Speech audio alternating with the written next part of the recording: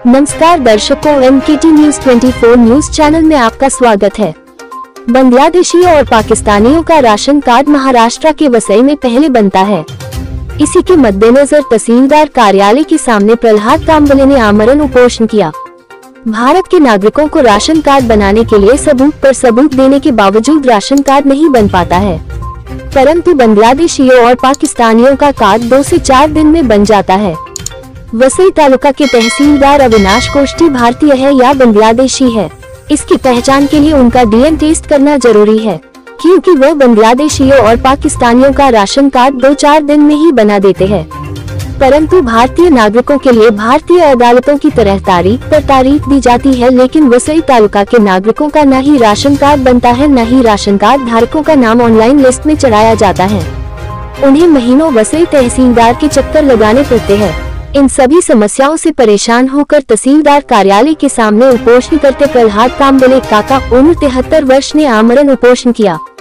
उपोषण के 4 घंटे अंदर तहसीलदार अविनाश कोष्टी ने आमरण उपोषण खत्म करवाया और उन्होंने आश्वासन दिया कि अब जल्द से जल्द ऑनलाइन राशन कार्ड बना कर दिया जाएगा।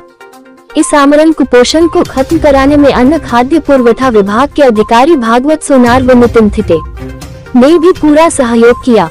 तो आइए एक नजर डालते हैं इस खबर पर। साहेब, कुठल्या मुद्द्यावर आपण उपोषण करत आहात आणि काय गरज पडली आपल्या 73 वर्षाच्या वयामध्ये?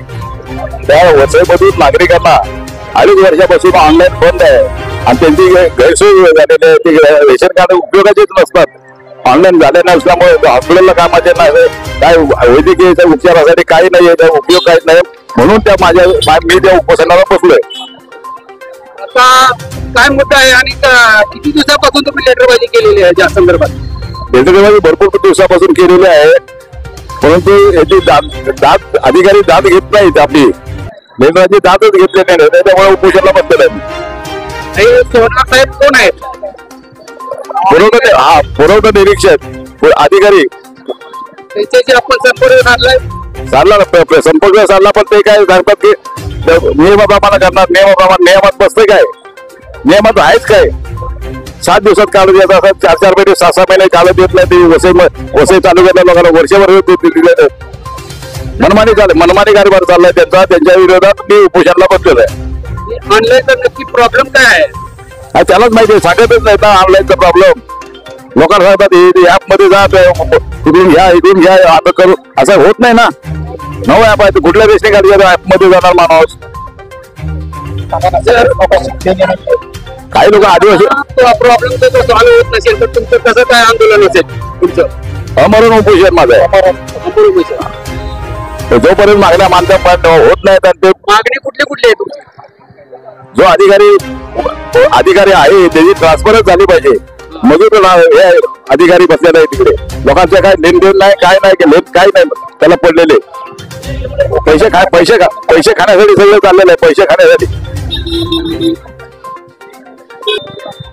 दोडे साहेब, आज हे 73 वर्षेवाले प्रल्हाद रामदेव कांबळे हे आज उपोषणाला बसले या वयात।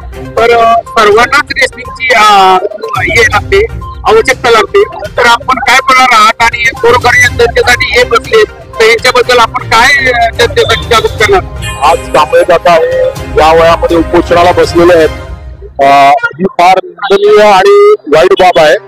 तर याचा आम्ही जाहीर निषेध करतो का हे जे 2 अधिकारी आहेत त्या अधिकाऱ्याने समजलं पाहिजे का वयाच्या 73व्या वर्षी एखादा माणूस एखाद्या विषयावरती आंदोलन करतो म्हणजे आपली कामगिरी किती चोख आहे। आता अनेक वेळेला यापूर्वी देखील अनेक पक्षाच्या लोकांनी निवेदन दिली होती, परंतु या अधिकाऱ्यांनी याच्यावरती कोणत्याही प्रकारचं लक्ष दिलेलं नाही। माननीय जिल्हाधिकारी गोविंद बोडके यांनी याबाबत यांना पत्र देऊन वेगळी खिडकी योजना करण्यासाठी लेखी सूचना दिलेल्या आहेत, परंतु या लोकांनी निवडणुकीचा विषय घेऊन आता 2 महिन्याचा कालावधी होऊन देखील ही समस्या कायम आहे।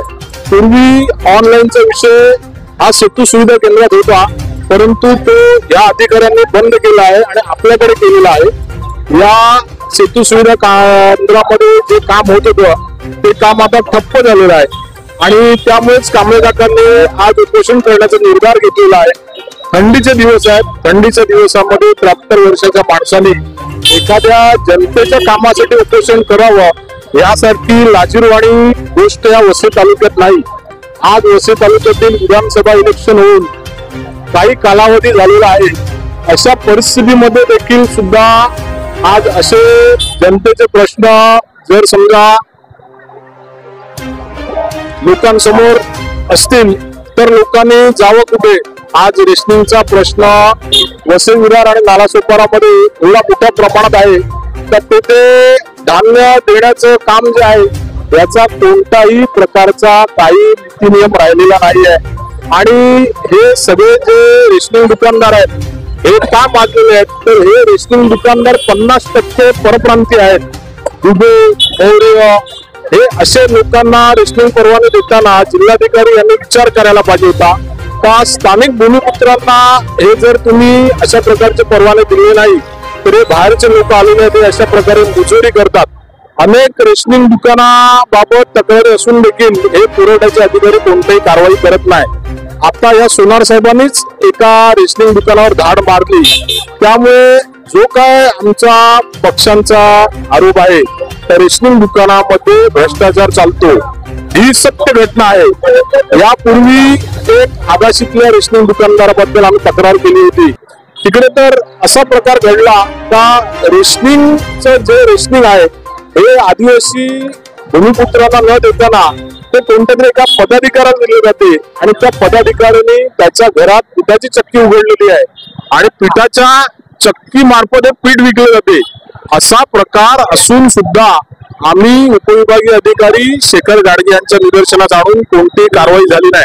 म्हणजेच याचा अर्थ असा आहे का रेशनिंग दुकानात जो भ्रष्टाचार चालतो त्या भ्रष्टाचाराला सर्व महसूल अधिकारी हे सामील आहेत. त्यामुळे आता जर समजा आज संध्याकाळपर्यंत या महसूल अधिकाऱ्यांनी कांबळे काकांच्या निवेदनाचा विचार केला नाही तर यापुढे महाराष्ट्र नवनिर्माण सेनेचे सर्व पदाधिकारी कांबळे काकांच्या पाठीशी उभे राहतील आणि 3 ते 4 संघटना आणि 2 ते 3 पक्ष अशा माध्यमातून मोठ्या प्रमाणात आवाज उठवतील आणि या मोठ्या आंदोलनात जे काय घडेल त्याला हे पुरवठा निरीक्षक आणि अधिकारी जबाबदार राहतील.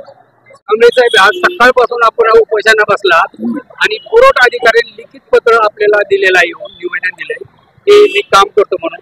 तर आपल्या मागणीच्या नुसार तर काय त्यांनी लिखित स्वरूपात दिलेलं आपल्याला?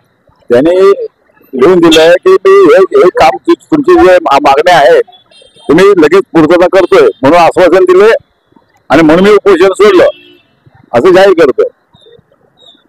पत्र मिळालंय हे लेखी लिहिलेलं आहे मला.